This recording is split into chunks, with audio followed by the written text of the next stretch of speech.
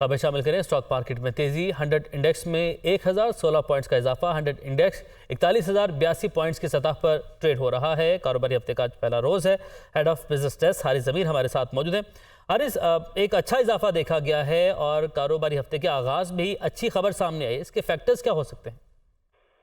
सबसे पहली वजह तो ये है कि इसके अंदर जो बजट पास हो गया है नेशनल असेंबली में। सेकेंडली, फाइनेंस मिनिस्टर इशफाक डार ने कहा है कि जो हम इजाफी टैक्स लगा रहे हैं वो आईएमएफ की बीमा पे लगा रहे थे। इसका मतलब आईएमएफ से जो डील है वो काफी क्लोज है। देखना है कि वो कब अनाउंसमेंट आता है। लोगों को एक्सपेक्टेशन है कि 1-2 दिन में आ जाएगा ईद से पहले।